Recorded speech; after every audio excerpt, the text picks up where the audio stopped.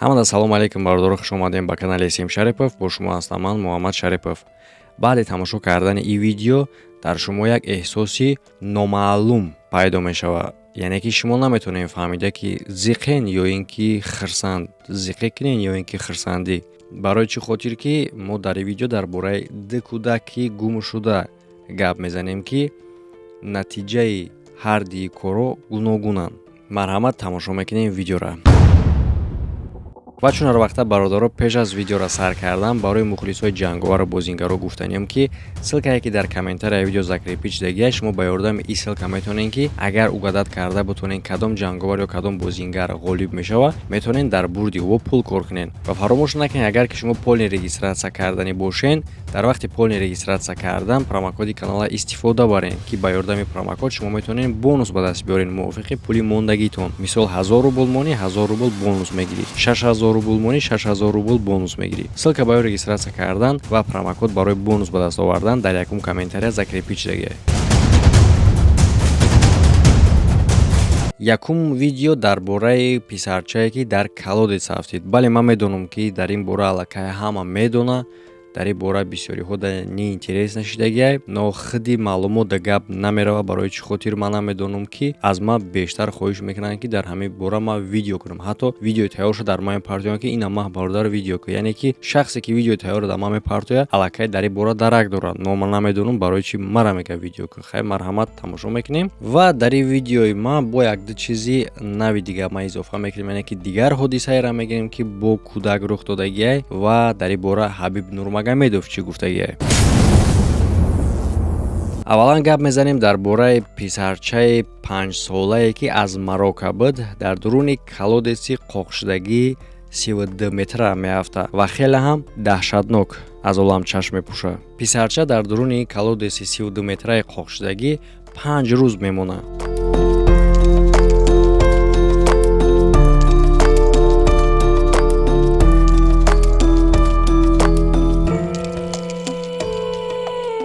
Райани хурдсол дар деҳаи Игран гум мешавад, на он қадар дуртар аз шаҳри Шефшаун дар севери кишвар. вақте ки волидайн ба ҷустуҷӯ оғоз мекунанд, як овози паст аз тарафи колодец мешнаванд. баъдан телефона дар банд баста бо камераи гирён дохили колодец мекунанд ки дар сабти видео писарчашона мебинанд. шумо просто тасаввур кунед бародаро ки гудак 5 рӯз бе ягон обу бе ягон хӯрок бо захмӣ чӣ қадар қувват кардае ки овоз баровардае дар 5-ум рӯз.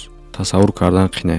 ӯ дар телефон камера даргирон карда ба колодец фиристоданд. ҳамин тариқ ӯ диданд ки кӯдак зиндае ва ҳоло ҳам гап мезанад. ҳатто ман худмам шунавидам ки ӯ аз мо илтиҷо мекард ки ӯра наҷот бидем. дар ин вақт ӯ рост истодагӣ буд, баъдан нишаст. дар ҳамин вақт мо ба политсия хабар додем. мушкилӣ барои наҷот додани ин писарча ҳамин буд ки поёни колодец борик шудагӣ буд. дар инҷа як хатогии калони хиди давлат ҳам астае ки чӣ хел ҳамин хел колодецҳое ки истифода бурда намешава, қоқ шудагӣ, партофта шудагӣ ҳаморо маҳкам намекунед. ақаллан хокшон пир накарден, бояд назорат кунед ки болоям маҳкам боша. ман просто фаҳмида наметавонам ира. ҳеҷ кас дар ин бора фикрам намекунад, гапам намезанад.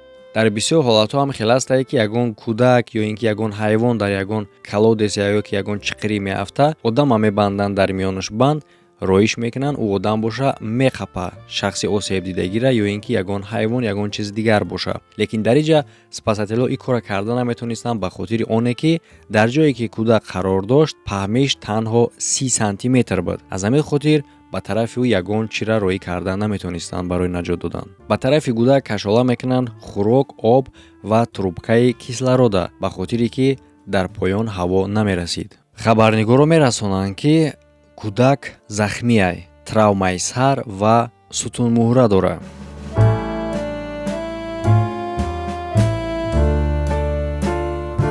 ба хотире ки ба назди кӯдак бирасанд, спасателҳо падкоб мекунанд, яъне ки аз дигар ҷо канда ба тарафи ӯ мераванд. кор шабонарӯз мерафт. замин канда мешавад бо ёрдами экскаватор.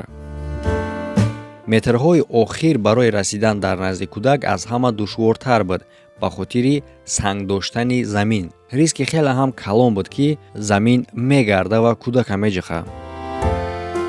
мо навезҳои изофа дар оҷа мондем, то ки ин навезҳо аз гаштани замин нигоҳ бидоранд.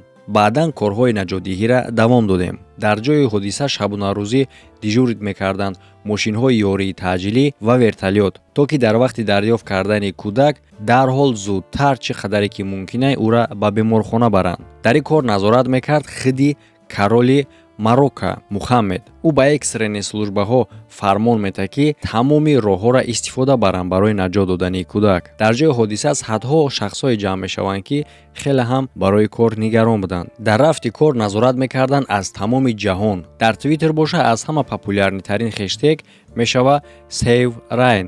касе ки намедонист, Rain номи ҳам писарчае.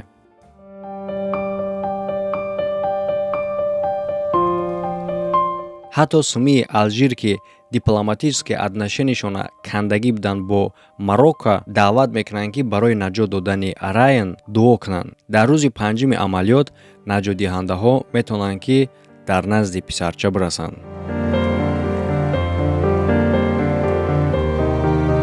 баъдан писарча ба беморхона бурда мешавад, лекин баъд як чанд вақт маълум мешавад ки ӯ аллакай вафот кард.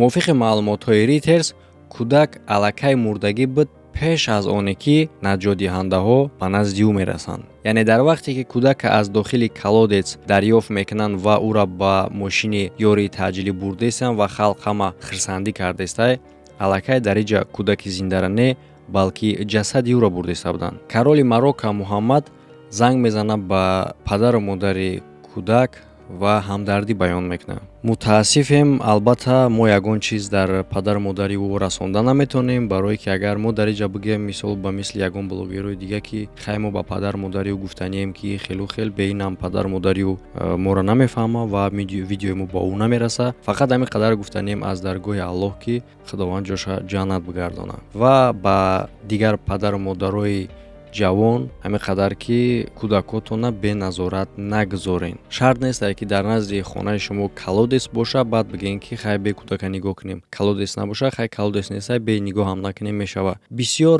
хатарҳое ҳастанд ки барои мову шумо хатар ҳисобида намешаванд, лекин барои кӯдак ин хатар аст. барои чӣ ки ӯ кӯдакай, якумуш ки намефаҳма ба ҷое ки бояд нарай мерава, чизере ки бояд нақапӣ меқапа, барои чӣ ки ӯ бо ҷаҳони мо шинос нест ва даҳшати дунёро на он қадар хуб мефаҳмад. чӣ коре ки ба сари кӯдак рух мета, ҷавобгар албатта ки мо волидайноем.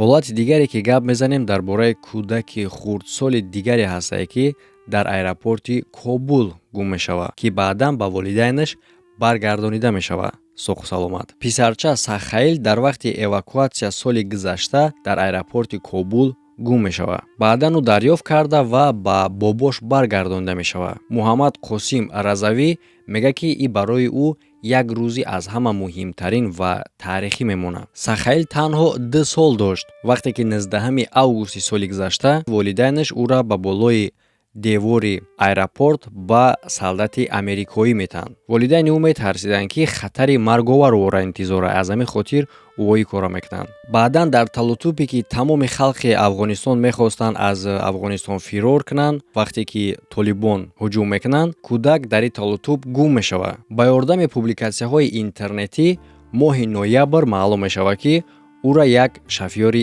таксӣ ёфтагиаст, Хамид Сафӣ. ӯ ба писар ном мегузорад Муҳаммад Обид ва нигоҳубин мекунад ҳамчун писари худаш. ман вориди аэропорт шудам ва дидам кӯдакеро ки дар замин афтидагиаст ба ҳолати хеле ҳам бад. ман нигоҳ кардам, ҳама одамои дар атроф будара пурсидам ки кӯдаки кияст, лекин ягон кас намедонист ки соҳибони ин кӯдак ки ҳастанд.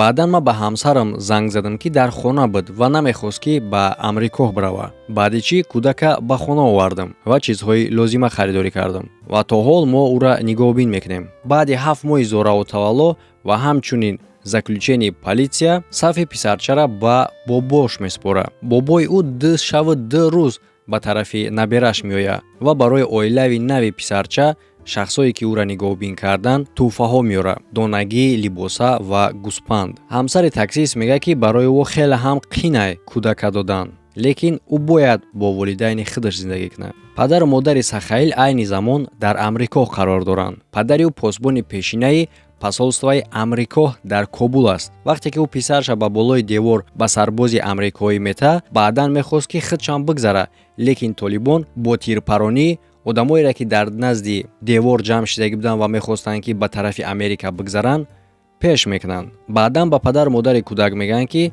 мумкин аст ки аллакай кӯдак дар Амрико боша ва вақте ки шумо ба Амрико меравен, мумкин дар уҷа ӯро дарёфт кунед. Аз ҳамин хотир ӯҳо ба умед оромона ба Амрико равона мешаванд, ба вайни базаи Техас. Акнун мо метавонем бигӯем ки ба наздикӣ ӯҳо соқу саломат писари худшона метавонанд ки бинанд аз наздик. Аз ҳамин хотир ма бародаро дар аввали видео гуфтам ки баъди тамошо кардани ин видео дар шумо як эҳсоси ғайриоддӣ пайдо мешавад ки шумо намедонед ки хирсандӣ кунед ё ин ки зиқӣ.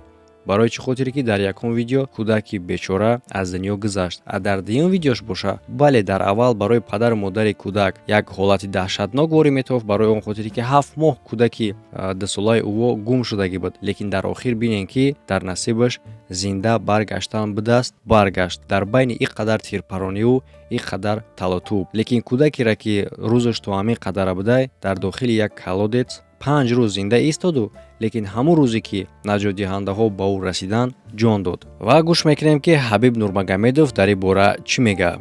Дар историаш ӯ як пост апубликоват мекунад бо чунин матн: ҳамаи мо аз Парвардигорем ва бармегардем ба тарафи ӯ. Фикри ақидатон бародаро дар комментария бинависен. Ҳамада хайр то видеоҳои оянда.